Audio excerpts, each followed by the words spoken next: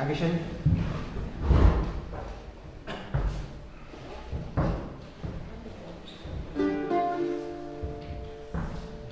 Three separate songs.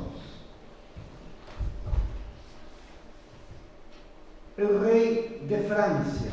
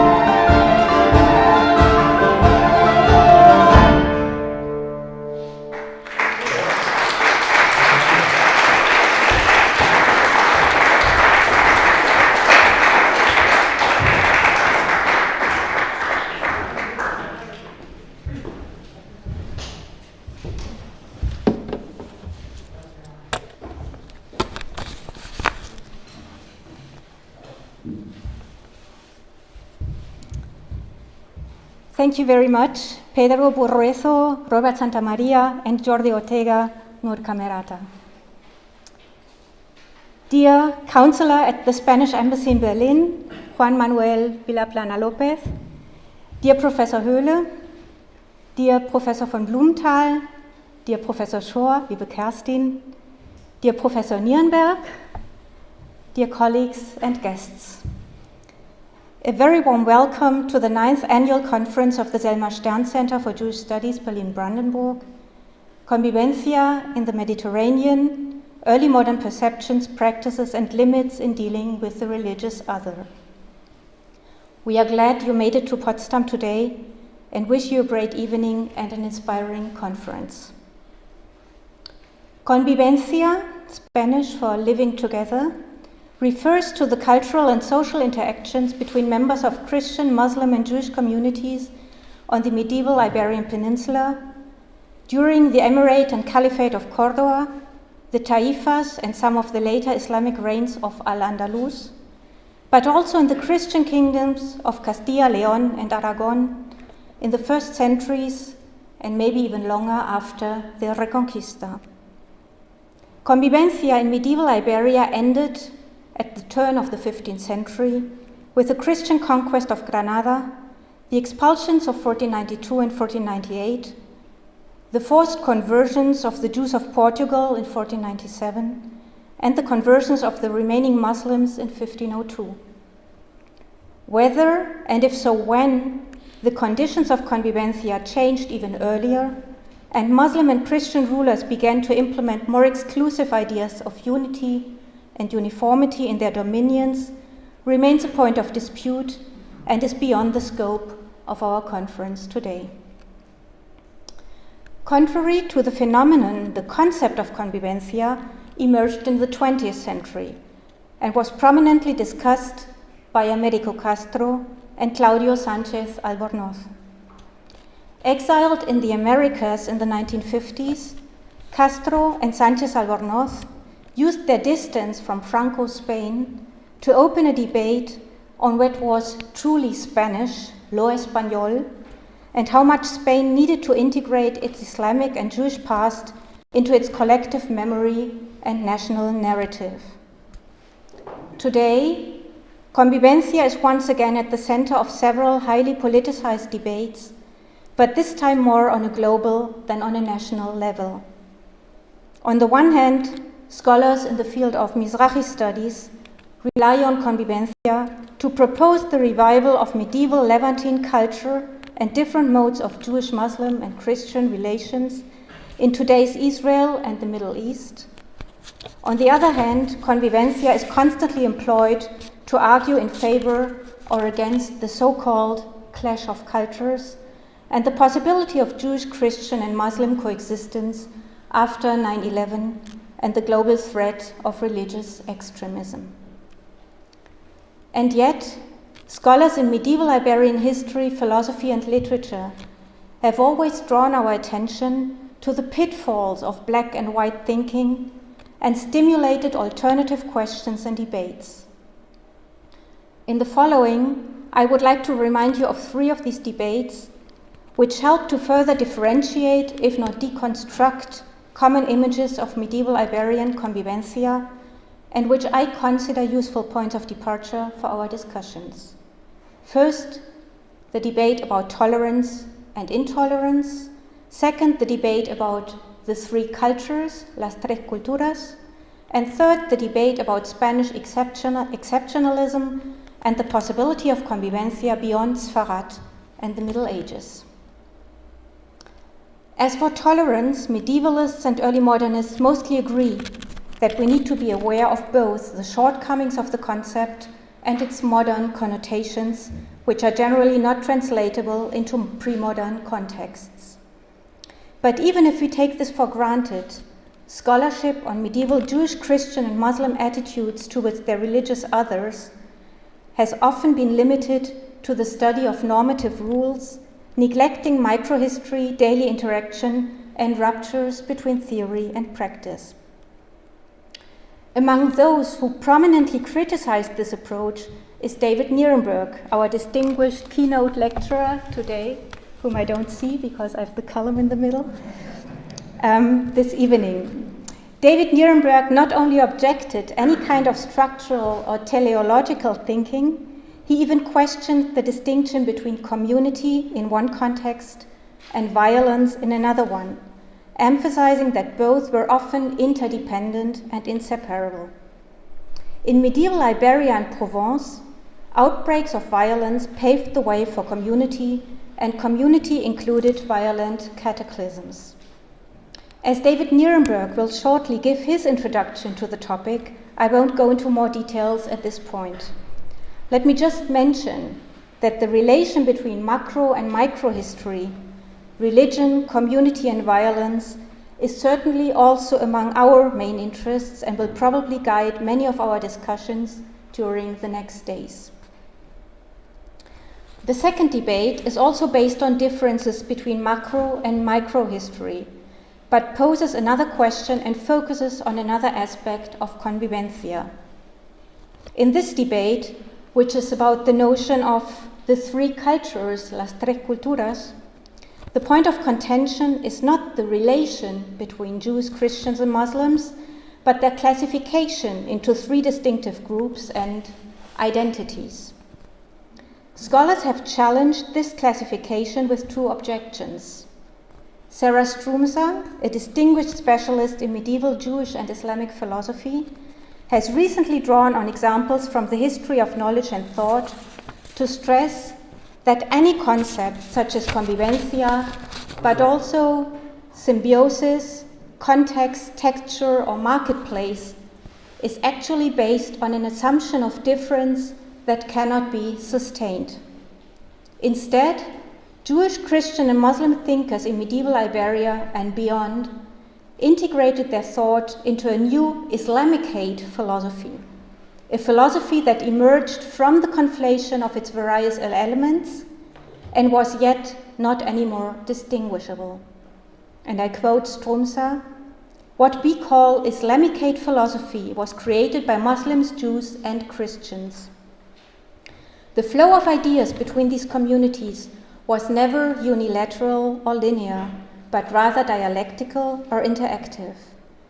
It created what I have proposed to call a whirlpool effect, where when one idea falls like a drop of colored liquid into the turbulence, it eventually colors the whole body of water, changing its own color in the process." End of quote.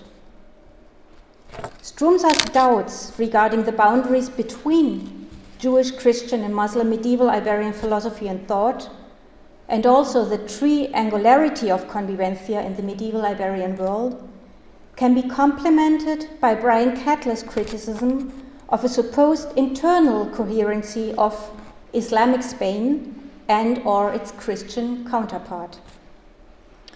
In his recent study on Al-Andalus, Cattler not only deconstructs common notions of a Muslim conquest and a Christian reconquest, reconquista, he also shows that political alliances and conflicts often transcended religious borders, resulting more from internal divisions and rivalries within the respective religious orbits than from actual confrontations between religious groups and their difference. As others before him, Cattler proposes that we think of Al-Andalus as a, and I quote, land of conveniencia, where members of different ethnic and faith communities came together and worked together not in the name of some ideal of tolerance, but out of convenience, that is, for their own perceived benefit. End of quote. More importantly, however, Cattler questions the whole idea of purely religious identities and pleads for an intersectional perspective which adds another dimension to Strumsa's earlier suggestion. According to him, and I quote, "The individuals who inhabited Al-Andalus and the Spanish kingdoms that succeeded it did not see themselves only as Christians, Muslims, and Jews. They embodied all sorts of social identities simultaneously, and the fact that many of these crossed religious lines engendered social solidarities that helped sustain diversity, end of quote. Obviously, Kettler's words are also motivated by contemporary anxieties and debates, but his findings offer helpful insights and contribute to a reconsideration of the other side of convivencia and the three cultures that might also be helpful for our discussion here in Potsdam. Finally, the third and last debate goes directly to the heart of our conference, and I will be very brief about it. Let me just mention that scholars such as the aforementioned Sarah Strumsa, but also others such as Avigdor Levi, Daniel Schröter, Jonathan Ilukin, and others have doubted the exceptionalism of medieval Al-Andalus and alerted us that similar forms of convivencia, conveniencia, melting together, also existed in the larger Islamicate world, in the centers of the so-called Eastern Sephardic diaspora, or even in Ashkenaz during and after the Middle Ages. Their research, and the research of many others whom I have not been able to mention, inspired us to rethink convivencia beyond the Middle Ages and beyond the Iberian Peninsula. The early modern Mediterranean, with its religious diversity, its connectivity and entanglements, seem to offer a perfect framework for our exchange and discussion. In addition, Mediterranean studies are once again gaining ground in Jewish history, and the contributions of scholars such as Francesca Bregoli, Matthias Lehmann, Natalie Rothman, Francesca Trivelato, and others are wonderful orientations that will certainly guide us during the next days. Even though we have not been able to cover the whole region of the Mediterranean, we hope that the context we do cover help to understand the advantages and shortcomings of convivencia both in its original context and its geographic extension, to discuss the translatability of the concept of convivencia from the Middle Ages to the early modern world, and to contribute new insights into the analysis of early modern community and belonging, religious borders and crossings, as well as religious conflicts and violence. A last note on organization. This is the 9th annual conference of the Selma Stern Center for Jewish Studies Berlin-Brandenburg, and the second conference in our Potsdam research project, Sephardic Perspectives. I'm thankful to everybody who supported me in strengthening the field of Sephardic studies over the last years. To each and every colleague at the Selma Stern Center, and to the participants of the Potsdam research group, Jewish Encounters in Ottoman Europe, most of whom are present today. My special thanks go to Susanne Härtel for co-organizing this event, to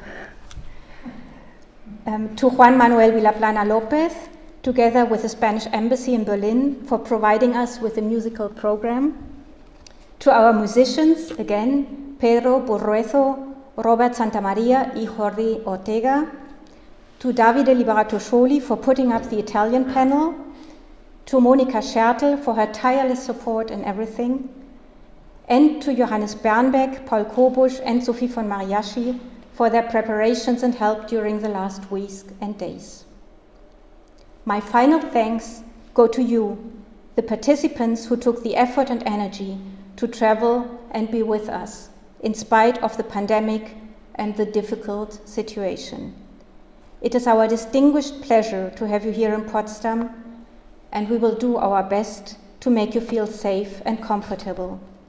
Please make sure, I need to say that you wear your masks all the time, even when you are seated, and please don't hesitate to ask in case of questions. Thank you very much, and a very warm welcome to everybody to Potsdam.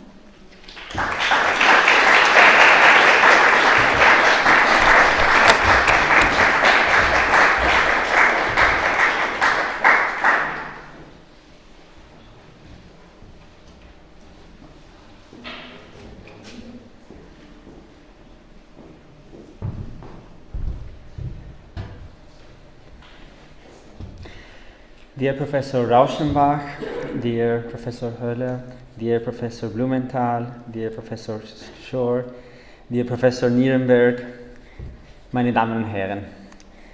I'm very pleased to speak here today on behalf of Ambassador Ricardo Martinez, who unfortunately is not able to be here with us as he would have wished because of a different commitment. He was urgently required to be elsewhere and could not attend this conference. And I want, on behalf of the Ambassador, to express our gratitude to Professor Rauschenbach for associating the embassy to this conference, to the Jahrestagung of the Selma Stern Center that contains this year a Spanish word, the word Convivencia, the living together of religions and cultures in the Iberian in the Iberian Peninsula between 1711 and 1492. A term that, as Professor Rauschenbach has explained very well, in Spain is very much associated with the debate between the two great academicists of Spain in the 20th century, Américo Castro and Sánchez Albornoz, who debated from the exile about the signification of this period for Spanish history. I'm not a historian, but I find this topic fascinating. As examples, the travels and the writings of the Jewish writer Benjamin de Tudela in the Mediterranean, or the exchange, the correspondence between Jaime I of Aragon and the Sultan of Egypt on the appointment of Guillem de Montcada as consul of the city of Barcelona in Alexandria, or the relations between the head of the kingdom of Denia, the Taifa kingdom of Denia, close to Valencia, Iqbal ad-Dawla, and King Fernando I from Leon. There is an interesting story in 1055. The kingdom of Denia sent a ship with humanitarian aid, such a contemporary concept, to the city of Alexandria because of an epidemic and a famine in the city. And in exchange, the Sultan of Egypt sent to Denia diplomatic presents, including Christian relics that were meant for the Christian king Fernando I from Leon, and they are still to be seen in the Cathedral of Leon, these objects, these relics. I'm very happy that for this event we could win the presence of Pedro Burruezo and Nur Camerata for today's concert from Barcelona, actually a Mediterranean city, who for many years have been studying the literary and musical tradition of the Spain of the three cultures and the music of the Mediterranean. Coming from a background in rock music in the 1980s, they have done this transition, and that shows this interest that exists in Spain about our Jewish and Muslim heritage and our culture and how important it is for our society today. With instruments and traditions that come from Northern Africa, Morocco, Algeria. Thank you very much for having us, and I wish you a very interesting discussion today. And we at the Spanish Embassy remain always at your disposal to support your efforts in the academic field to shed light on this very interesting period of Spain and also of the Mediterranean that is also very important for today and for international relations as well. So thank you very much.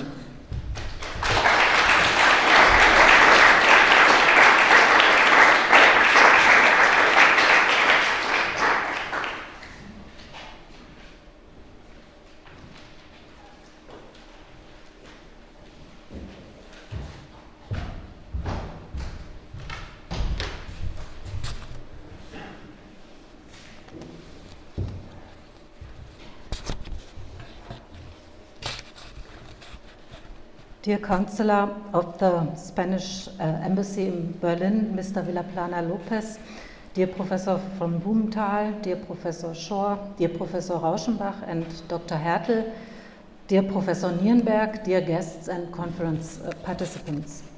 It is my great pleasure to welcome and host you here in Potsdam to the 9th annual conference of the Selma Stern Center for Jewish Studies in Berlin-Brandenburg. The conference is organized in cooperation of the center with and at the University of Potsdam. It celebrates the closure of the academic year 2020-21 that had a research focus on Sephardic perspectives. The University of Potsdam is still a very young university. It was founded in the year 1991, 2 years after the fall of the wall. It is a middle-sized university with about 22,000 students, around 300 professors, and about 1,200 other scientific employees. The university has a strong profile in natural sciences, specifically in earth science, data science, and biology, as well as in cognitive sciences. The last 10 years were a period of dynamic growth of the university, with an increase of about 30% more staff and funding and 15% more students. This growth implied a number of structural expansions of the university, with the establishment of new study programs like Jewish theology and inclusive education, and with the establishment of 2 new faculties, the digital engineering faculty and the faculty of health science. The University of Potsdam is the only university for teacher education in Brandenburg, and all departments involved in teacher education also grew extensively in the last years. The university is part of a dense network with non-university research centers in the Berlin-Brandenburg scientific region, together with Leibniz institutes from the Helmholtz-Gemeinschaft and the Max Planck and the Fraunhofer Gesellschaft. The Selma Stern Center is an important player in the regional research landscape, and I wish to express my joy that the university has been part and will continue to be part of the Selma Stern Center since its inauguration in the year 2012. The Selma Stern Center is of special importance for both the University of Potsdam Institute for Jewish Studies and the School of Jewish Theology. It strengthens the interdisciplinary approach to Jewish studies and represents the collaboration between religious and secular approaches to Jewish topics in these departments. Further, the center contributes to the expansion and the consolidation of the research network for Jewish studies in Germany, Europe, Israel, the United States, and beyond.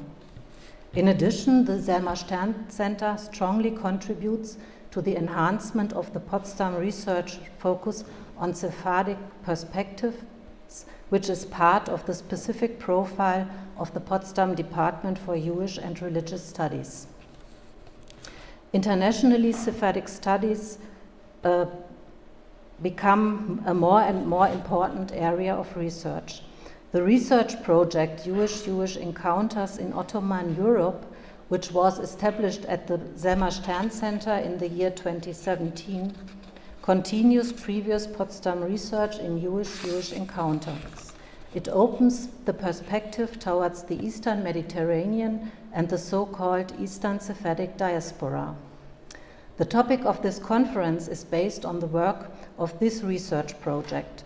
It draws the attention to the concept of Convivencia, which has been used to interpret the living together of Jews, Muslims, and Christians in medieval Andalus, but has always been and continues to be part of fierce political debates. Thus, the conference provides a contribution to current topics about interreligious encounters, entanglements, identity politics, and memorial cultures. I'm very pleased to have the honor to open the 9th annual conference of the Selma Stern Center for Jewish Studies Berlin-Brandenburg here in Potsdam. I would like to wish you, dear participants and dear organizers, interesting talks, lively discussions, and a fruitful outcome of the conference. And additionally, I hope that you will also find some time to look at our beautiful city of Potsdam. Thank you.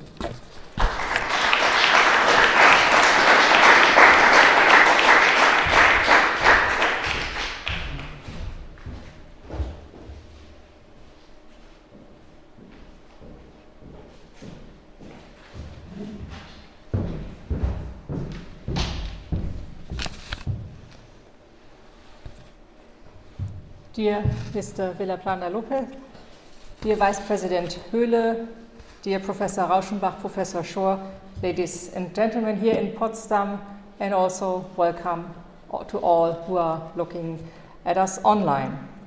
It's a pleasure and an honor to welcome you to this conference as the chair of the Board of Trustees of the Selma Stern Center, Berlin-Brandenburg. The year 2021 marks an important transition period for the center from the generous funding by the Federal Ministry of Education and Research to a new working and funding structure.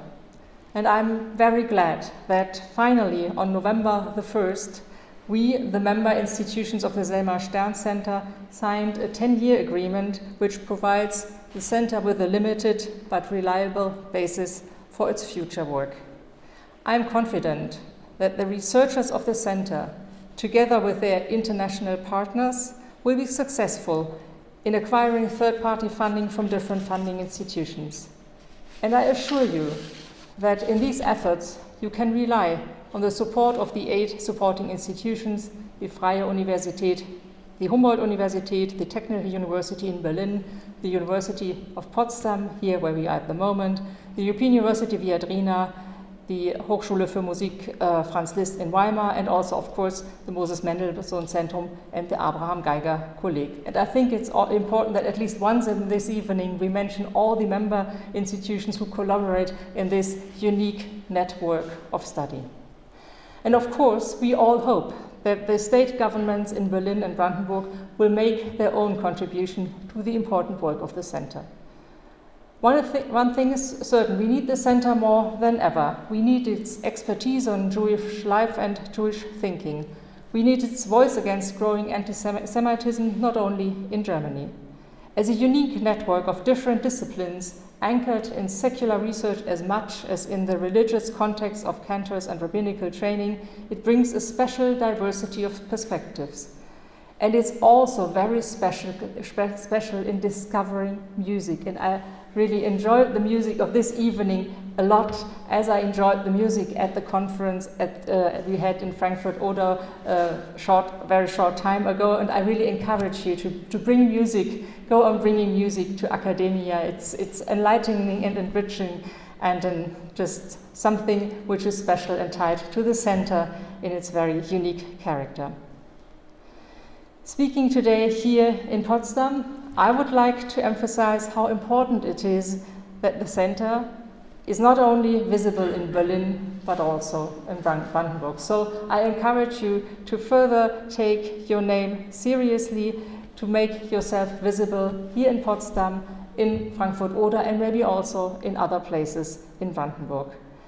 And I would like to remember the wonderful conference Professor Schor organized on the 9th of November, where we not only had a conference, a scholarly conference, but this was also connected to a commemorating event of November the 9th, 1938. And I think also this kind of bringing together public commemorating events and scholarly research is a concept the Selma Stern Center stands for.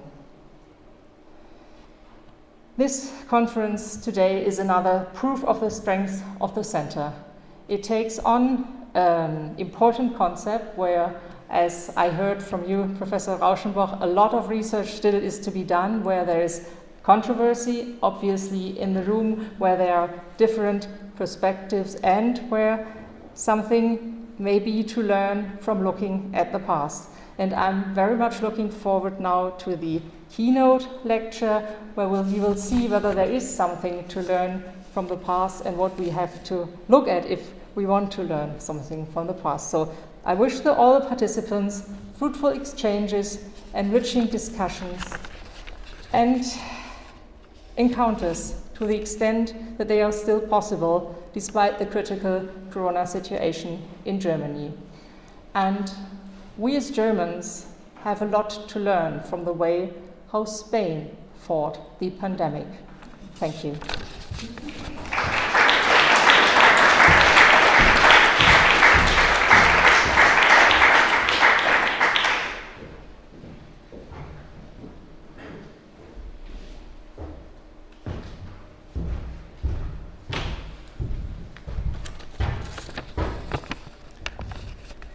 dear Chancellor of the Spanish Embassy,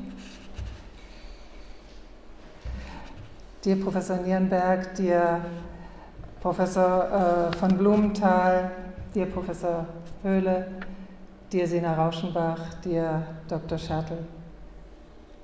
I greet everybody here, dear guests, dear colleagues, everybody at the computers at home. Welcome. As the current spokeswoman of the Selma Stern Center for Jewish Studies Berlin-Brandenburg, I'm very pleased to welcome you to what is already, we heard it, the 9th annual conference of our center and the second here at the House of Brandenburgisch-Preußische Geschichte in Potsdam. Time has passed since January 2011, when at first 4 universities in Berlin and Brandenburg, I don't count them again, along with the Abraham Geiger Kolleg and the Moses Mendelssohn Zentrum, adopted a joint concept that led to the foundation of an inter-university, interstate, and interdisciplinary Center for Jewish Studies in 2012. Later, the University of Music Franz Liszt in Weimar was co-opted as well, and as we heard already, 2014, the European University Viadrina in Frankfurt-Oder joined this association as well. Supported by the German Federal Ministry of Education and Research, the Selma Stern Center has developed into an internationally renowned association and research network over the past decade. The center, which has links to many international partners, had made Jewish studies visible in ways that highlight the region's unique interdisciplinary approach. There is something special about how academic institutions specializing in Jewish studies in Berlin, Brandenburg, and Thüringen bring these perspectives together in their research. A partnership agreement was concluded with the Hebrew University Jerusalem in December 2020 to intensify cooperative efforts with the entire scientific region of Berlin-Brandenburg. As the 10-year funding period of the center is coming to an end in the spring of next year, this annual conference is the ideal place for expressing thanks from the board of directors and all the members of the center to the universities and supporting institutions involved,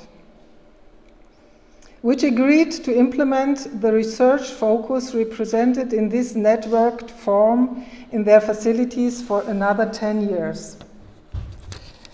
A cooperation agreement, we heard about it already, was signed on November 1st of this year, which will secure this institutionally. Back in 2012, when the Center for Jewish Studies Berlin-Brandenburg was first founded, it represented a historical moment that is hard to overstate. For the first time in German history, an institution was created in which multiple universities, in connection with several other actors, made Jewish studies an integral component of research and teaching. The best place for this institution was and continues to be the region of Berlin and Brandenburg. That is why we are very happy that the center has now secured its future, and after this 10 years successfully, I think. Conferences like today's show the success in these efforts. The concentration of research projects in Jewish studies, which had often advanced in complete isolation from each other at universities and other collaborating institutions before funding the Center of Jewish Studies, has also yielded synergy effects among the participating scholars. The result ensures not only a thematically focused orientation, but also an interdisciplinary opening to the various projects, and to an equal degree motivate scholars to transgress disciplinary boundaries. The fact that such activities also require a coordinating hand does not need a special justification, I think. However, we would like to express our thanks to our long-term coordinator, Dr. Monika Härtel, for her tireless efforts to the joint project of the center. Unfortunately, she will leave us in December. So at this point, we would like to thank you, Monika Härtel, on behalf of the Directorate and all the members of the center. I think, and please join.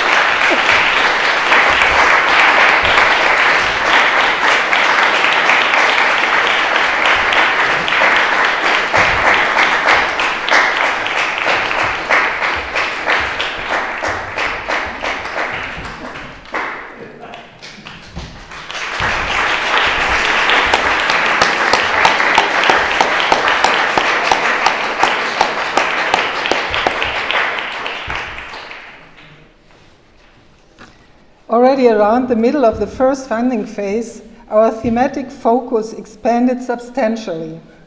The inclusion of our center's research spectrum of the branch of research on Sephardic Judaism, hardly represented at all in Germany today, became possible through the appointment of my colleague, Professor Sina Rauschenbach, to the chair for religious studies and Jewish thought.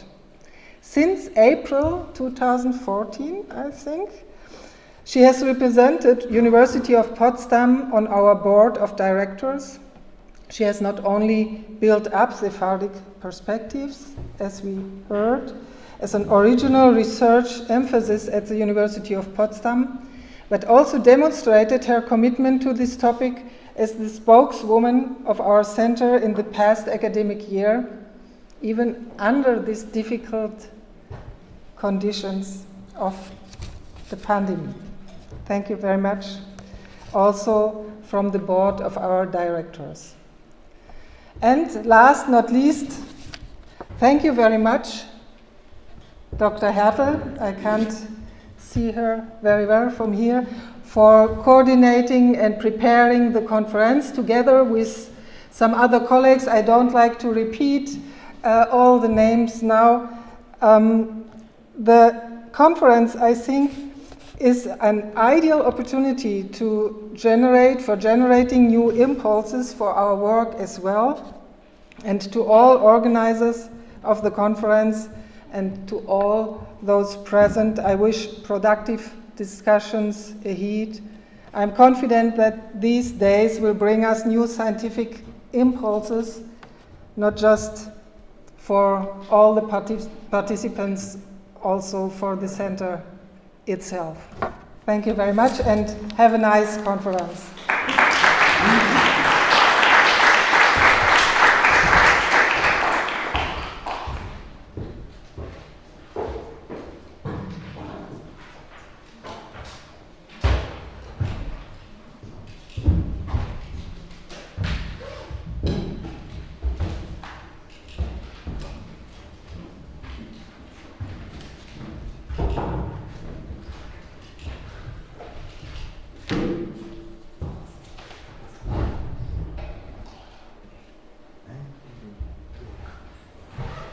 Two songs from Al-Andalus,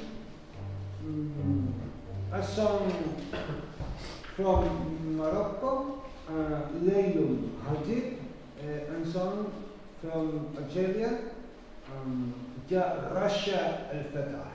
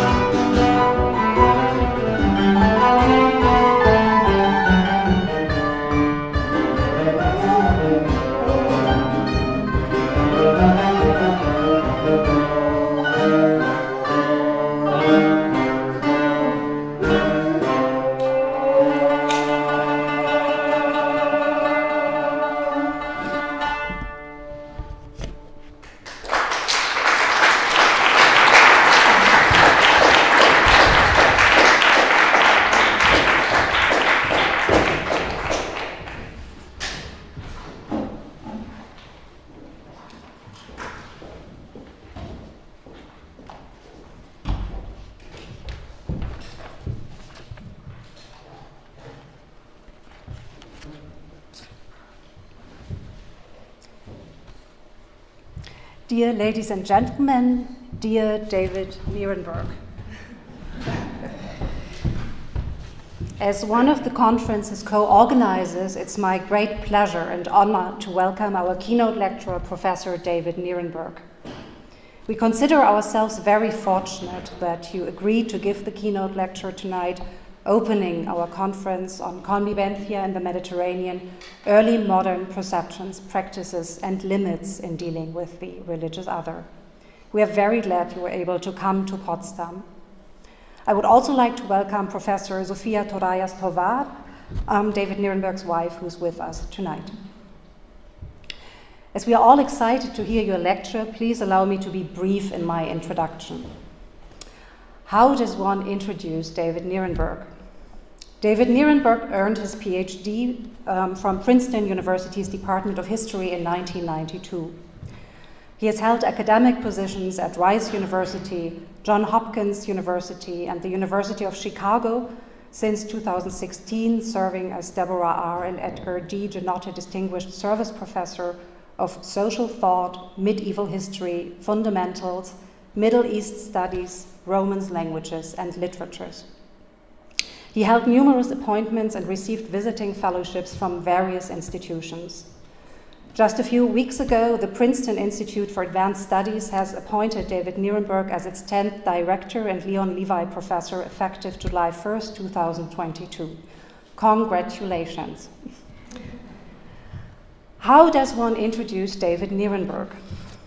In the introduction of one of his essay collections, the historian Jürgen Osterhammel cites the perspective of the eagle as a model for today's historians.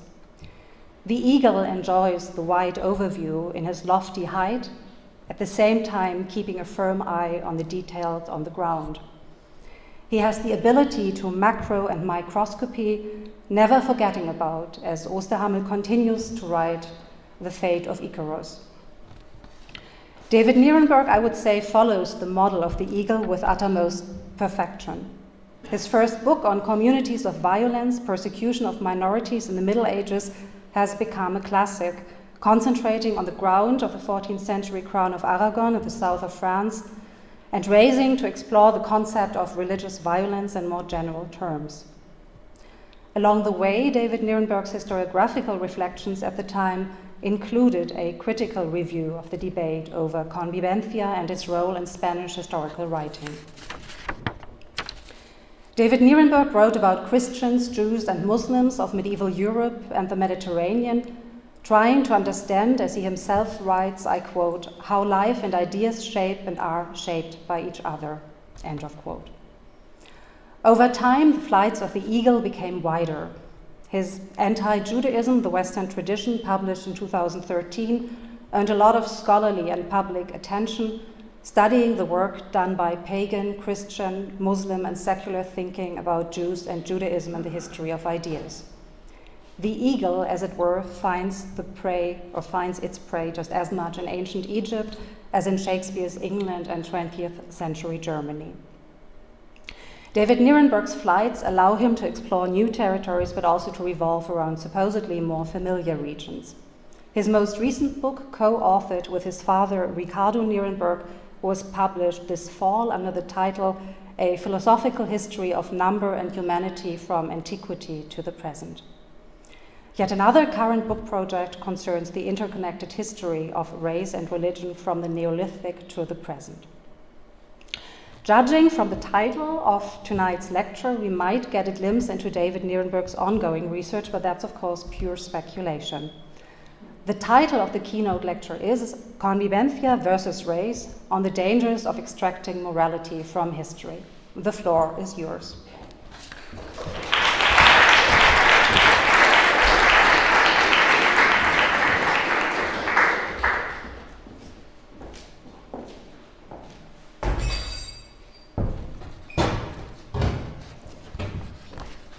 Thank you. I need to thank the leadership of the University, of the Selma Stern Center, of the Embassy. I need to thank Professor Rauschenbach and Dr. Härtel for this wonderful introduction, which almost made me cry. I don't know if I need to thank the Nur Camerata. They've made my job much more difficult because they've shown us in what they've made us feel just how empty some of the academic debates I'm going to talk about really are. So thank you, but no thank you. And thank you all for being here. I've never made Convivencia the focus of a lecture before, but it's a topic to which I have a long family relation, so I'm actually very moved to have the opportunity to talk about it here for the first time. I'll conclude with the autobiographical, but let me first address directly what I was asked to talk about, which is the work that thinking about Convivencia does for us as historians, which I will call something about the uses and abuses of Convivencia for history. You can see I'm fond of Nietzsche. So first, a brief history of the term. You've already heard from Professor Dr. Rauschenbach almost all you need to know, or certainly more than I'm about to say. The Spanish word means literally living with or living together. But it has become a term of art among students of the Iberian world, designating specifically the living together of Muslims, Christians, and Jews. And the term has come to stand, not without controversy, for a distinctive attribute of medieval Iberian society and culture that gave enduring shape to the possibilities of life in the Iberian world, which was sometimes a very large world, including much of Europe, the Americas, and even parts of Asia and Africa. If Convivencia simply meant living together, or living together in Iberian contexts, we would not be gathered here today, since this is a conference about the Eastern Mediterranean. But often enough, the possibilities of coexistence understood within the concept of convivencia are valued positively. Here's where morality starts to come in. The US Wikipedia page, every historian's favorite source, for la convivencia, defines it thus: an academic hypothesis first proposed by the Spanish philologist Americo Castro regarding the period of Spanish history from the Muslim Umayyad. I read because you may not be able to read, especially in the back, I apologize. The Muslim Umayyad conquest of Hispania in the early 8th century until the expulsion of the Jews in 1492.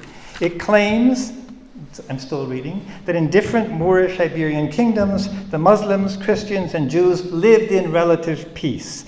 According to this interpretation of history, this period of religious diversity differs from later Spanish and Portuguese history when, as a result of expulsions and forced conversions, Catholicism became the sole religion of the Iberian Peninsula. And today we're gathered here for an even broader application of the concept of convivencia. We're using it as a concept that can be used to serve constructively about the encounters of Christians, Muslims, and Jews, not only in Iberian areas of Islamic hegemony, but wherever members of those religions are found. So I thought I might begin our proceedings by pointing to some of the problematic interpretive entanglements that often shelter beneath the term convivencia. And as you can tell from my title, I'm going to talk about the intimate relationship between two words and their associated theories, convivencia and raza, living together and race. But first, the seemingly more empirical question.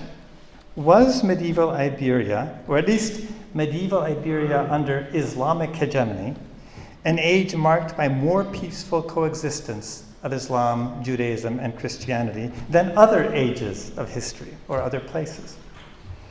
So, according to the Wikipedia page, this is now called ego surfing.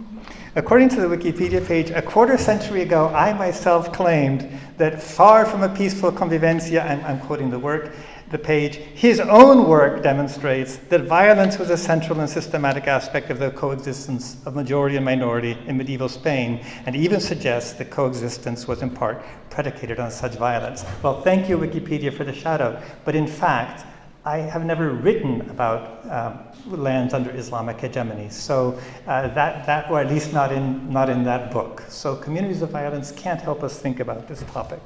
Fortunately, there are plenty of recent works that have done so, many of them produced by a post-Franco generation of Arabists working in Spain. And so now I want to shout out to the community of scholarship that has been produced over the last 40 years in Spain on Islam. I'm thinking here of scholars such as Eduardo Manzano Moreno, Maribel Fierro, Manuela Marin, and many others. So rarely have these Spanish scholars of Iberian Islam deployed the concept of convivencia, or for that matter, of raza. On the contrary, their work manifests an allergy to such generalizations and essentializations and focuses instead on elucidating particular circumstances. Such an approach forces us to recognize, as Eduardo Manzano put it in a 2013 critique of convivencia, that and now I'm largely summarizing his critique, that the Umayyad caliphs of Cordoba, the Islamic dynasty from 929 to 1031, so glorified for its tolerance by Maria Rosa Menocal and many other scholars, presented themselves not as protectors of diversity, but as zealous guardians of orthodoxy. It was under their rule that much of the Christian population of Al-Andalus converted to Islam, that the followers of the philosopher Ibn Masada were viciously repressed, that the library assembled by one caliph, Al-Hakam, was burned by another, Hisham II, and that we in fact know little about the conditions of Jewish communities under the Umayyads, apart from the successful career of one Jew, Hasdai ibn Shaprut. And Eduardo Manzano could have added that the same ambivalence is evident in every later Islamic regime in Iberia. In the Taifa kingdoms that succeeded the Umayyad Caliphate, for example, one Jew did reach the rank of vizier or prime minister at a particular time and place, the famous Samuel ibn Nagrila in Granada around 1038, while a generation later, his son Joseph and much of the Jewish community of the kingdom were massacred. The most eminent Muslim scholar of the Taifa age, I'm thinking here of the polymath Ibn Hazm, could engage in extended comparative study of Christianity and Judaism, while at the same time suggesting that Islam should no longer tolerate the ongoing presence of adherents of either religion, or indeed any dhimmi at all, within its borders. A version of that vision was in fact implemented by yet another caliphate, the Almohad, circa 1121 to 1169, which decreed that Christians and Jews living in their Iberian and North African domains must convert to Islam or face death. Entire Jewish and Christian communities converted, among them the family of the young Maimonides, then of Cordoba, later of Fez, and finally of Egypt. In short, it's evident that, as Eduardo Manzano puts it, quote, recourse to violence was an element always latent in the societies of Al-Andalus. But perhaps if we can't speak of convivencia in Iberian Islamic society generally, we can find it in some specific or particular register of culture. Americo Castro and Maria Rosa Menocal both often looked to poetry, and we could look to music too, but they often looked to poetry for their examples, seeing in poetic borrowings evidence of convivencia. Others have argued that the relationship between Arabic poetry and Hebrew or Christian poetry is too asymmetrical to count as convivencia. That is, Arabic poetry influences Jewish poetry in Al-Andalus, but not the other way around. So perhaps we should be speaking of colonialism rather than convivencia. In her recent book, already mentioned today, Andalus and Sefarad, on philosophy and its history in Islamic Spain, Sara Strumza sets aside poetry for precisely the reason of asymmetry and looks instead at philosophy. She sees the history of Al-Andalus as a series of golden ages for, quote, the free flow of ideas in both directions between Muslim and Jewish philosophers. She doesn't think Christianity played an important role in philosophical exchange. Her argument is that no matter the religious, social, or economic conflicts between Muslims and Jews, if we look specifically at the exchange of philosophical ideas, then we can see how shared ideals, common ground, and even friendships between Muslim and Jewish speculative philosophers produce the, quote, interconnected values shared by the great philosophical tradition of Al-Andalus. Americo Castro also called Convivencia, a quote, mesh of interconnected values. But Strumza's mesh is built on narrower ground, the ground of rationalist philosophy, and with a narrower goal, to help us realize the important place occupied by Jews in the emergence of philosophical ideas in the Islamic West, and also the reverse, more often recognize the important role of Islamic philosophy in Jewish thought. These arguments are indeed important in their own right, but I think they reinscribe the problem of convivencia rather than solving it. By reinscribe, I mean something like this. The defense of a philosophical convivencia depends on choosing what you want to attend to and ignoring the rest. I mean this in both a trivial sense and a deeper one. On the trivial level, we can dismiss thinkers who do not match our vision of convivencia by declaring them to be insufficiently philosophical. For example, Ibn Hazm, who I just mentioned earlier, is treated as irrelevant to the question of philosophical convivencia because, according to her, he wasn't a very good philosopher, and I'm sure she's right. On a deeper level, arguments about philosophical convivencia often rest on an optimistic, or I'll say one-sided view of human reason, of the powers of reason. They choose to focus on the power of rationalist philosophy to create a community of discourse in which all can be included, regardless of faith, because all share human reason. This has been a recurring dream of philosophers since the Greeks, one shared by many Enlightenment philosophers and by advocates of education in our own day. In fact, it's probably shared by most of us in this room. But the Almohad example, like that of the enlightened French revolutionaries, and like that of some intellectuals in our own day, makes amply clear that the boundaries of the rational can be drawn in ways that exclude as well as include, sometimes even do both simultaneously, and that can shatter the possibilities of coexistence as well as create them. So the book of teachings attributed to Ibn Tumart, the founder of this Almohad movement, must count as among the most influential texts in the history of philosophy in the West. Because for several centuries, I know no one's ever read them, but they are the most influential philosophical texts. Because for several centuries, those teachings shaped the possibilities for religious and philosophical thought throughout that vast empire, not just for Muslims, like Averroes, Ibn Rushd, but also for Jews, like Maimonides. Those teachings were deeply rationalist, insofar as they insisted on the believer's responsibility to use their reason to attain knowledge of God's oneness, and maintained the inherent ability of every human to achieve that knowledge. It was, in fact, this insistence on the power of reason that provided the philosophical underpinnings for the Almohad position that Jews and Christians, as well as any Muslims who didn't share their peculiar views, who refused to convert, should be killed, since they were resisting the evident truths of human reason.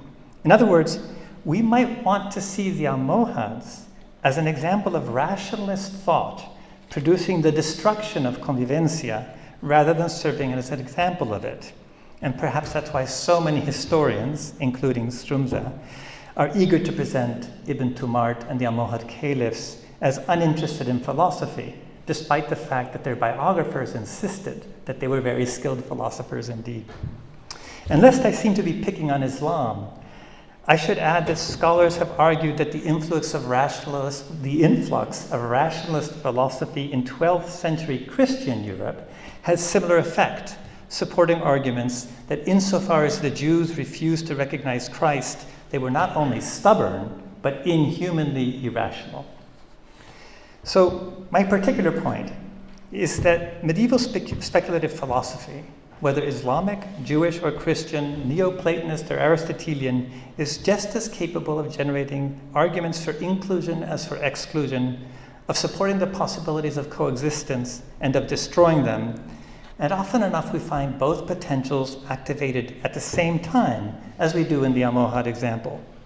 And when we as historians assign a specific valence, value, whether positive or negative, to a particular practice in a given time and place, that assignment is often the product of what we have focused on, which is also to say of what we have ignored, and a different focus would have produced a different valence.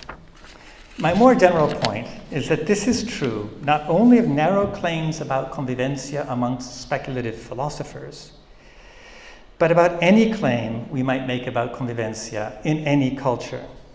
But since that's a very general point indeed, I will limit myself to attempting to convince you that the emergence of the concept of convivencia in Iberian historiography has always involved choices, and that in fact the term itself emerged as a conscious alternative to another potent concept that structured narratives of Iberian history, a concept with a different moral valence, or sometimes a different moral valence, namely the concept of race.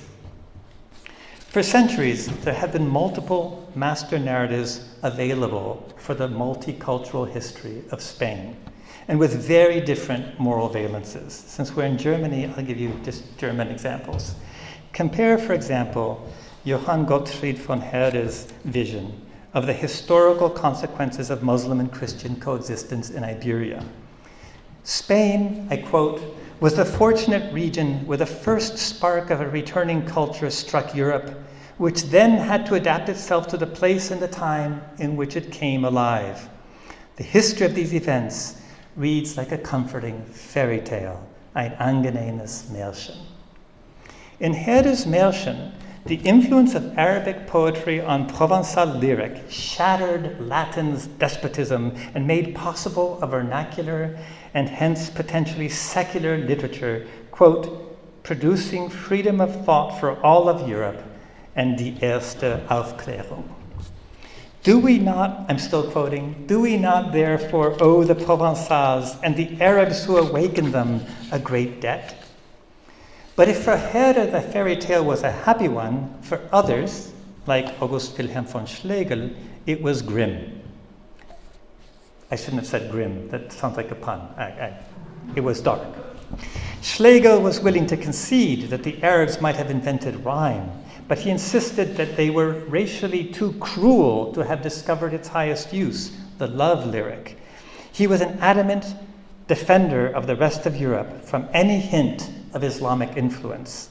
Muhammad's sect never had the slightest influence on anything that constitutes the original genius of the Middle Ages, a quote. So, did the meeting of religious cultures in Iberia produce love or cruelty? The question was already old by the time these German forefathers of Romanticism tilted quills. One of its most powerful versions took the form of what came to be called in Spanish la leyenda negra, or black legend. This is the idea, widely dispersed among Spain's European enemies, that Spanish Christianity was corrupted by its long conflict with Islam and Judaism, or its long contact. It had therefore become a culture of particular cruelty, obsessed with purity of blood, beset by inquisition, fanatically persecuting everyone it encountered, including not only Jews, Turks, or the indigenous peoples of the Americas, but also European Protestants, who played an important role in the creation and dissemination of this negative narrative, beginning already in the 16th century. And of course, not surprisingly, many Spanish writers had a very different and generally much more positive sense of their nation's distinctive mission in the salvation of the world and its peoples. So let me now say something provocative, which I won't even attempt to defend today. From the beginning of the 15th century to the present, both the positive and the negative versions, the distinctive sense of Iberian mission as loving, civilizing, and salvific, and the critique of that mission as vicious, barbaric, could be and were expressed in terms of race. My use of the word race here is not anachronistic, certainly not more anachronistic than the use of words like convivencia or toleration. The term raza was first applied to humans near the end of the period Americo Castro characterized as belonging to convivencia. In the late 14th century, shortly after the mass conversion of Jews to Christianity in 1391, Castilians borrowed the word from treatises about the care and breeding of horses in order to designate the stigma that attached to descendants of converts from Judaism to Christianity. And if you can't read the slide, it's from Sebastián de Covarrubias' 1611 dictionary, and it defines raza as the caste of purebred horses who are marked with a brand so that they can be recognized, but then goes on to say race in human lineages is meant negatively, as in having some race of Moor or Jew. At more or less the same time as Columbus's voyages, the word would be applied to descendants of converts from Islam to Christianity, and thereafter, thanks to Columbus's voyages, to many other populations, expanding as well to other languages. By the time that the term convivencia was coined, the possibilities for narrating the history of Iberia's many peoples and empires had been thoroughly saturated by manifold ideas about race. For example, in his 3-volume history of Iberian religion, heterodoxy, published in the 1880s, Marcelino Menéndez y Pelayo, in whose honor Spain's Royal Academy of History is today named, did not hesitate to present the entire history of Spain in racial terms. It is madness to believe, he says, that battles for existence, bloody and century-long struggles between races, could end in any way other than with expulsions and exterminations. The inferior race always succumbs. In the same work, he opined, without intending any contradiction, that, quote, the matter of race, by which he meant the existence of Semitic Jews and Muslims, the matter of race explains many phenomena and resolves many enigmas in our history and is the principal cause of the decadence of the Iberian Peninsula. The School of History and Philology, within which Américo Castro himself was trained, was situated within these powerful explanatory structures, although it shaped them in its own way, and sometimes towards different political implications.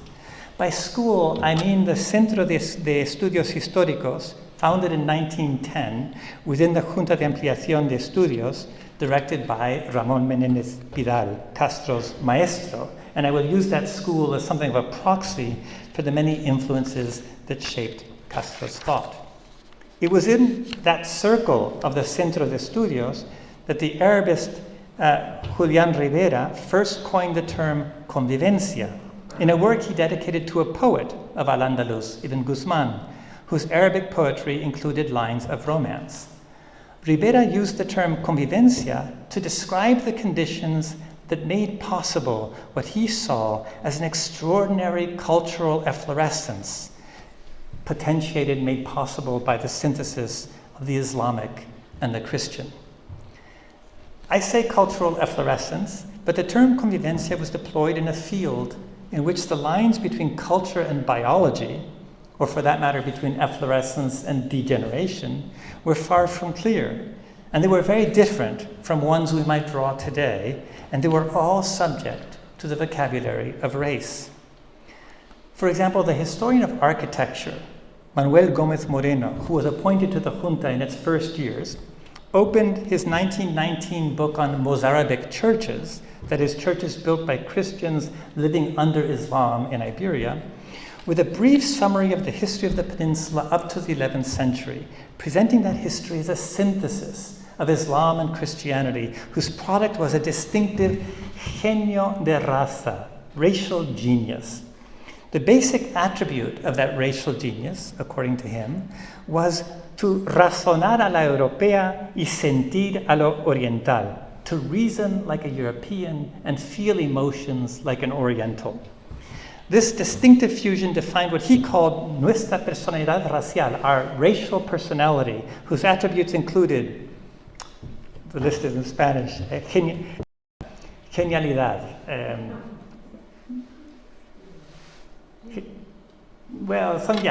Genius is not exactly, but it's genius, exclusivism, improvisationalism, magnificent beginnings with no continuity, without adequate fruit, and sometimes with an instinct of individual anarchy. That's the Spanish racial genius inherited from the mixture of Islam and Christianity. Américo Castro was among the most eminent of the Centro de Estudios' second generation, along with Amado Alonso, Damaso Alonso, and Rafael Lapesa, and I'll briefly mention all of them here. Along with Amado Alonso, he was also one of the leaders of the school's diaspora in the wake of Franco's victory in the Spanish Civil War. Amado Alonso had been seconded by Menéndez Pidal to Buenos Aires in 1926 to open a branch of the Centro in the Latin American capital, and he remained there until General Perón drove him to Harvard in 1946.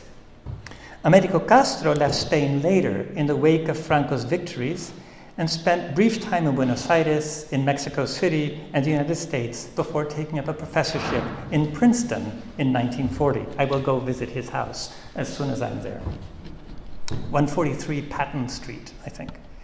Castro's Convivencia, his term Convivencia, was the fruit of his exile, and he first proclaimed its themes in his Eintrittsvorlesung, I don't know if he used that word, but Eintrittsvorlesung at Princeton in 1940, and its substance was achieved with the publication of España en su Historia by Editorial Losada in Buenos Aires in 1948. And it's that work that, along with the many expansions and reeditions Castro carried out over the next 15 years, brought the term convivencia into the flow of historical discourse as we know it today. It was in that work that he presented the history of Spain as a, quote, long parenthesis of Oriental tolerance for the coexistence of Christianity, Judaism, and Islam, a tolerance he thought entirely Islamic. He said, la tolerancia española fue islámica y no cristiana. The Spanish tolerance was Islamic and not Christian. And he found it encoded already in the Quran, but the historical instantiation he looked for and found was in Iberia from the 8th to the 15th century. And it's that parenthesis he taught us all to call convivencia. I've already detailed why Arabists like Eduardo Manzano consider Castro's long parenthesis of Oriental tolerance to be unsustainable from a historical point of view, but that criticism in no way exhausts the many contributions of Castro's work, which suggested that the history of the Iberian world cannot be understood without paying attention to Islam as well as Christianity. And even more original was his insistence that Judaism too was an important source of Spanishness. La historia del resto de Europa puede entenderse sin necesidad de situar a los judíos en primer término. La de España no. The history of the rest of Europe can be understood without putting the Jews at the center, but that of Spain cannot. Reading Castro's words about the distinctiveness of Spain's Judaism today, I'm struck by how provincial they are, especially when one remembers that they were written during and immediately after years in which much of the world had been consumed in a war, motivated in part by ideas about the Jewish role in European history. But about Castro's thought, there is much to criticize, and I will limit myself to one topic: the relationship between Castro's elaboration of convivencia and racial theories of his day. And that task is very difficult because race in the Hispanic world of Castro's day was itself a complex and diverse phenomenon.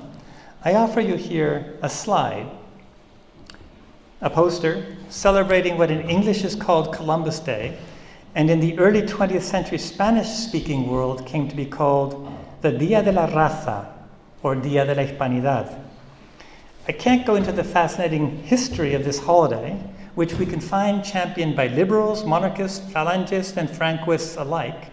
But this poster alone makes clear that at the same time that España en su Historia was published by Castro, and in the midst of Franco's regime, ideas about race in the Iberian world were very different from what Castro's English-speaking readers then or today might think. And you can see, for those of you who can't see, a little bit of ekphrasis, a conquistador in the background, an African laborer in the front, or a black laborer in the front, and the saying, for one strong, productive, pacifist, and sovereign race. But whatever Iberian ideas of race were in the first half of the 20th century, and again, I won't try and unpack them today, Castro sought to distance himself from the word entirely, insisting that his world of three religions was not about races, but about castes. To this end, beginning with España en su historia, he began nearly all of his books with an attack upon the relevance of the concept of race to Spanish history. In the opening of the Spaniards, for example, he explains that he speaks of Muslim, Jewish, and Christian castes, not races. Quote, I'll quote and translate, "For in that Spain of three religions, everyone was light-skinned, with horizontal eyes, except for a few black slaves brought in from Africa." And he begins the 1965 edition of the Reality of Spain, saying, "A much wider detour will be necessary in order to include in future historiography the positive and decisive presence of the Moorish and Jewish castes, not races!" Exclamation point. Because the resistance is notable, he says, to the acceptance that the Spanish problem was of castes and not of races, a term only applicable to those distinguished, as the Dictionary of the Academy has it, by the color of their skin and other characteristics. So I find it shocking to find a scholar of language and its history invoke a modern dictionary definition to characterize the past of a concept. And all the odder that he does so in such a tendentious way, taking the Diccionario's definition of race as referring only to skin color. He ignores the ominous y otros caracteres and other characteristics, and even ignoring the dictionary's own use of the word raza elsewhere, as in its definition of antisemita, enemigo de la raza hebrea, de su cultura o de su influencia, antisemite, enemy of the Hebrew race. Even his conjuration of an easily dismissed true biological racism based solely on external physical characteristics seems odd on historical grounds, since he must have been aware of the many medieval and early modern Iberian sources that imagine precisely such characteristics. So why did Castro work so hard to distance himself from the vocabulary of race? That's difficult to say. Perhaps he sought to distance himself from some Spanish scholars who did maintain that Jews and Muslims were members of races inferior to the raza hispánica, as part of his project to bring these groups back into the mainstream of Spanish history. Or perhaps he mobilized the distinction between terms in order to protect his own essentialisms from the charges of racism with which they were, in fact, soon met. Or perhaps, walking in the streets of Princeton, he had bumped into another resident of that tiny town, the anthropologist Ashley Montague, author of the 1942 book Man's Most Dangerous Myth, The Fallacy of Race, and also author of UNESCO's 1950 Statement on Race, which had also taken up the then timely example of the Jews. And I will just give you an example of what he says. "For centuries," writes Montague, "whatever was held against the Jews was never attributed to clearly defined biological reasons. The racial interpretation is a modern discovery. That is the important point to grasp." So, all of those are possibilities. I won't choose between them. I will say that replacing the vocabulary of race with the vocabulary of caste or caste made Castro's work up to date in the Anglo-Saxon scholarly world, but in no way lessened the essentialist assumptions that underpinned his model of convivencia. In fact, at our most charitable, we might say that Castro's isolation of race in the epidermis blinded him to the ways in which his methodology simply displaced many of the naturalizing and essentializing functions of race into what was then the less charged term of caste. There is a very close relationship between Castro's Semitic caste, what he called Semitic caste, and Semitic culture, and the thinking of early influential race theorists, such as Ernst Renan and his concept of Semitic race. Both posited stable, essential, and inescapable forms of group identity continuously reproduced across time. Castro combed Islamic and Jewish texts, beginning with the Quran and the Old Testament, for Semitic characteristics whose entrance into Spain he then attributed to Muslims, Jews, conversos. Focusing for the moment just on the Jews, here are a few of the Jewish traits he found in later Spanish life. Inquisitorial fanaticism, the recourse to slandering informants, what one might call in Spanish malcinismo.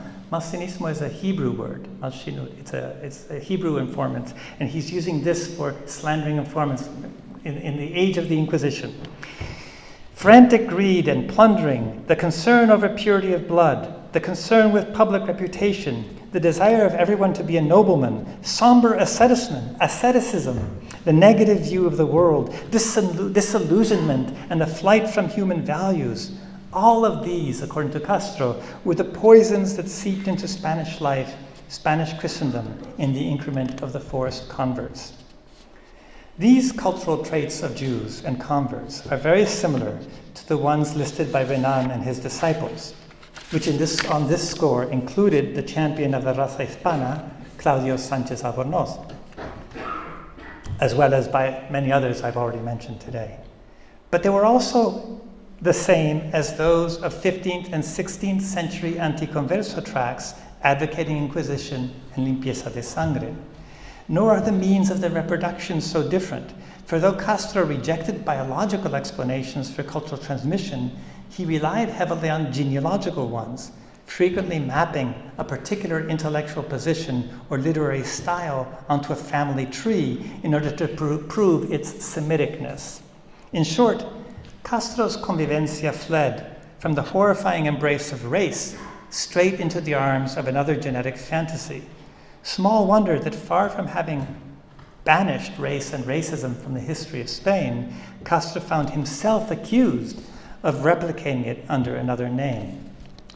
So today, there are many scholars, particularly in Spain, who avoid Castro's ideas about convivencia, not only because of their historical inaccuracies, but also because of the essentialism and racism that they see buried within the concept. I think here Bilio Barbero and Marcelo Vigil, who in 1978 criticized both Castro and Claudio Sanchez Albornoz as having produced, quote, a masquerade of the historical reality of Spain, converting it into something transcendent, tied to metaphysical and racial constants.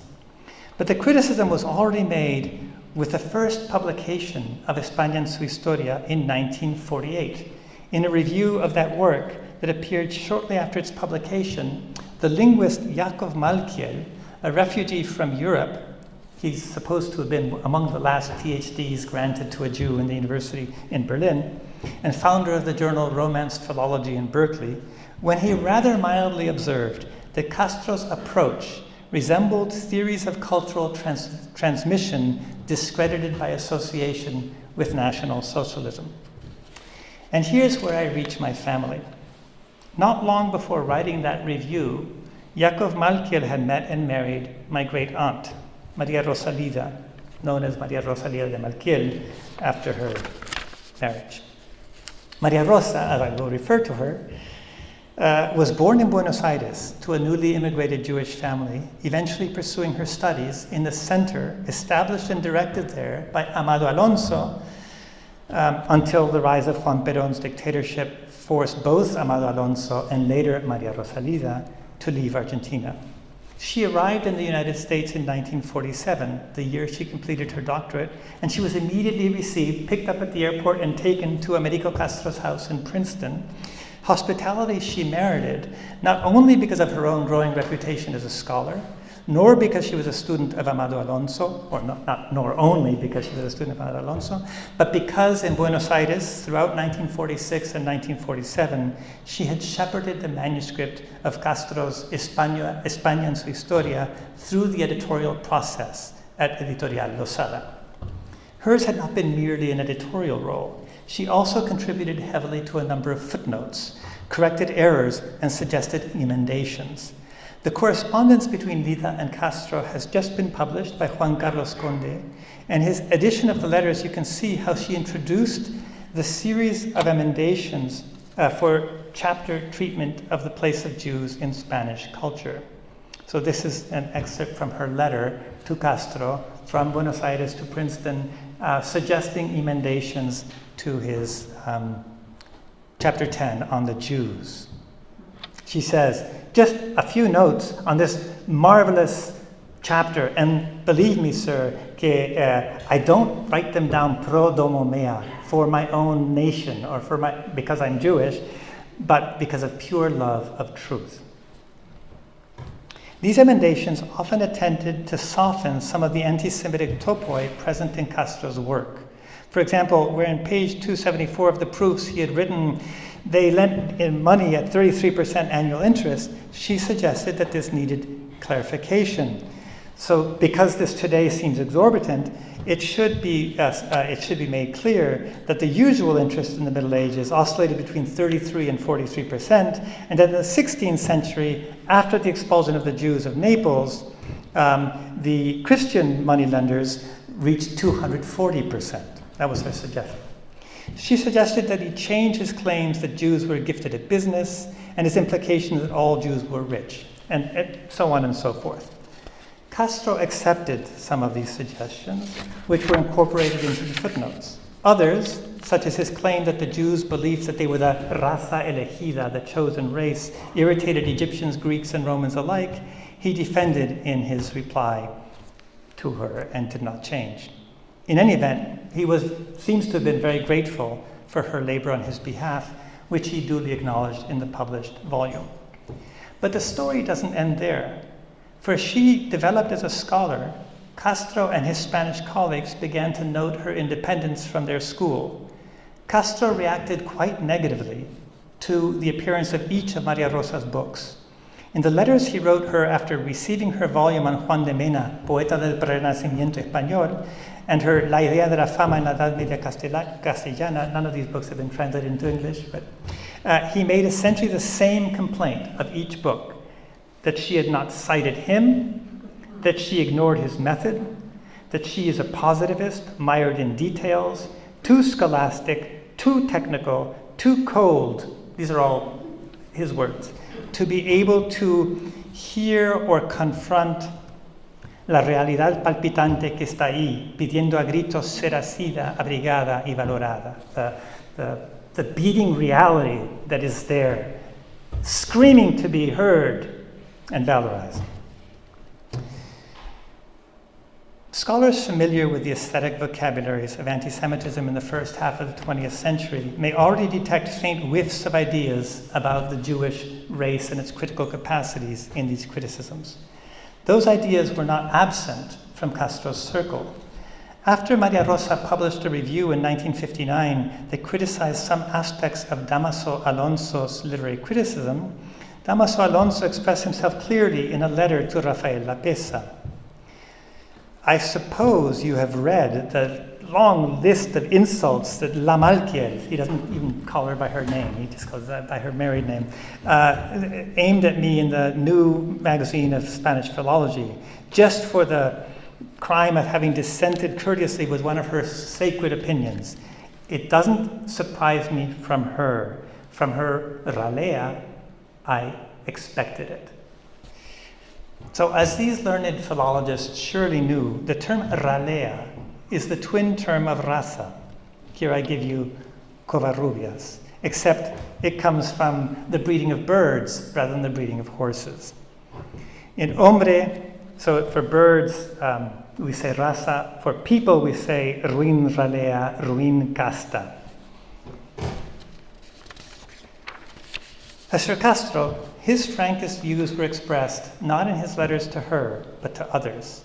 A final example from a letter written after her death from a brain tumor in 1962 at the age of 52. On her deathbed, she had left a vast manuscript, later published as The Artistic Originality of La Celestina, La Originalidad Artística de la Celestina. And I won't go into La Celestina, marvelous work, but judging from his correspondence with Lapesa, Americo Castro hoped that in this book, Maria Rosa would finally endorse his approach. But although Maria Rosa's posthumously published book never explicitly stated that it was taking aim at his views or those of his school, her vast scholarship was deployed in the service of a very different thesis than his, a thesis that was distinctively her own. In a 1963 letter to Lapesa, Castro expressed his disappointment bluntly. María Rosa no asimiló de mi obra sino lo favorable para su entusiasmo judaico. Datos sueltos en una palabra. María Rosa never learned anything from my work except what was favorable to her Jewish enthusiasm. Loose data, in a word. I'll conclude here with a summary of my critiques. First, Castro's history of Convivencia was inadequate to its own archive, ignoring a great deal of evidence in order to assign a positive valence to his historical parenthesis. This is not, I hasten to add, a critique of Castro as a historian. All of our histories are inadequate, insofar as the archive is always much vaster than we can know. Depending on where I choose to focus my attention, I could produce for you today a history that plausibly presents the Umayyad Caliphate as the home of a distinctive pluralism under Arab hegemony that only fell apart under Christian hegemony. Or I could produce a history that presents the same caliphate as the initiator of a distinctive form of Arab genealogical discrimination against, not Jews or Christians, against the Berbers, as they came to be called because of that discrimination. That is, non-Arab Muslims native to North Africa, producing in turn Almohad ideas about the heritability of religious stigma that deeply influenced Christian ideas about Raza and the status of descendants of converts. This is as it should be. The power to destabilize our moral and political certainties is appropriate to history. Castro's error was in seeking to replace one moral certainty, let's call it Raza, with another, Convivencia. Second, while criticizing one vocabulary of essentialism, Castro fell into another. He is scarcely the first and will certainly not be the last scholar whose critique of racism is blind to the potential for racism within himself. His writing can serve as best, or within his critique more importantly, his writing can serve as best not as a theory by which we should want to interpret the past, but as an example of how our histories, no matter how politically well-intentioned they may seem to us at a given moment or from a given perspective, can at different moments or from a different perspective serve very different regimes, including some we might ourselves find horrifying. History is in this sense not a good foundation for morality. And what finally do I conclude from these stories about my maternal great aunt who died before I was born? My conclusion here is not so much that Américo Castro, Damaso Alonso, and some of the other paladins of the Centro de Estudios Históricos were sexist, anti-Semitic, or self-centered. We all have our failings, and those failings are all the more difficult for us to see the more they are consonant with our times. My conclusion is more emotional. I try to imagine how this woman, a scholar without academic affiliation, what we in the US call a member of the academic precariat, a child of immigrants in Argentina and an immigrant herself in the US, a member of a group that had just undergone mass murder in the name of racial purity. I try to imagine how this woman experienced the prejudices of those with so much power to control the fate of her own work. Now, perhaps the fact that she's an ancestor, in the sense that stories about her abound in family memory and her books populate my library, gives me the illusion that through that act of empathetic imagination, I can feel something akin to what she felt and to what many might feel today as they stand at the doors of institutions and powerful schools of thought. But even if it's just a pious illusion, the act of imagination leads me to a methodological conclusion, namely that convivencia means very little if it prevents us from hearing what the other can teach us about our own certainties. Thank you.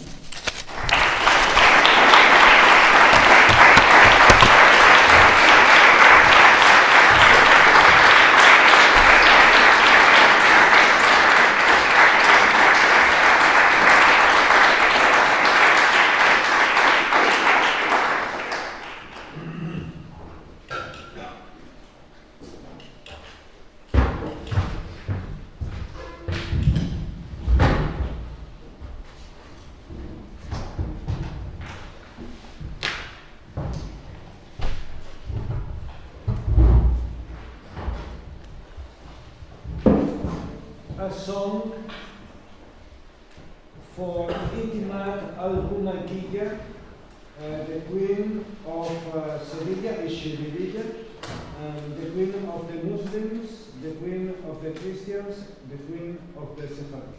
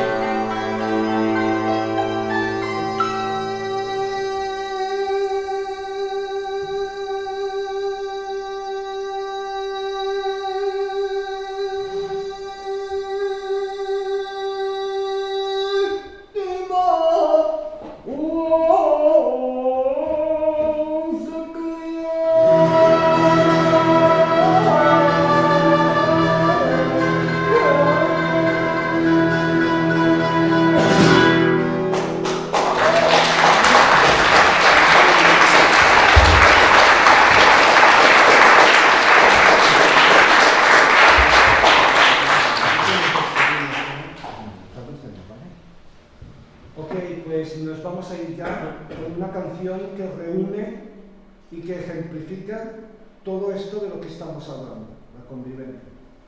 Una canción que empieza con los versos maravillosos de Begrüßung, de Murcia, que dice que su corazón ya no entiende de religiones, su único camino es el amor. It's our last song today. It's a song that illustrates so well the concept of convivencia, because it begins with a verse of Ibn Arabic that speaks that the only way is the way of love. Yes. And Después sigue los versos de San Juan de la Cruz. Es imposible entender la mística cristiana sin comprender también los místicos sufís que les influenciaron. after there's verse from San Juan de la Cruz, and the fact is that it's impossible to understand the philosophy and the beautiful of the Christian thinking without taking in account the philosophy of the Islam. Y todo ello con un soniquete claramente sefardí. With a rhyming and feeling clearly Sephardic.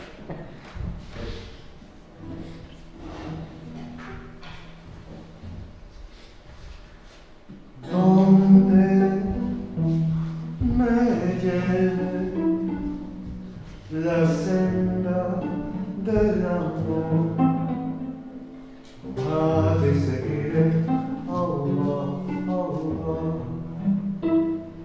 porque amor es mi doctrina y mi fe.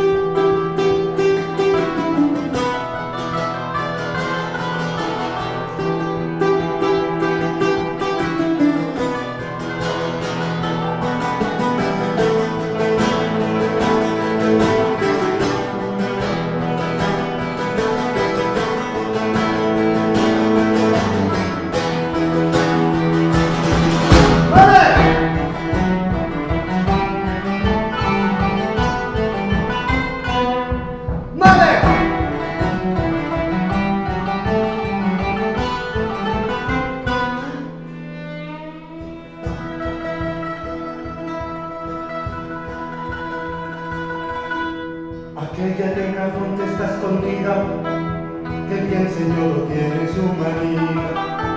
En esta noche oscura de esta vida, que bien Señor prospera donde frío. Aunque es de noche, aunque es de noche, aunque es de noche, aunque es de noche.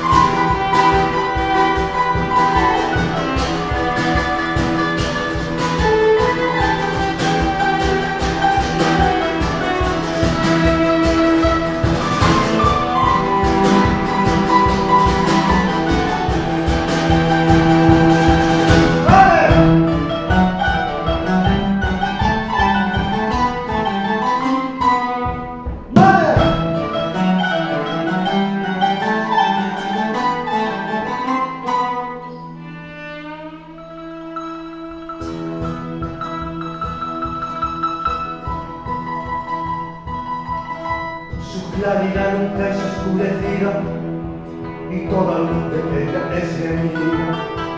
Aquí se está llamando a las criaturas y de ese agua se faltarán los oscuras. Aunque es de noche, aunque es de noche, aunque es de noche, aunque es de noche.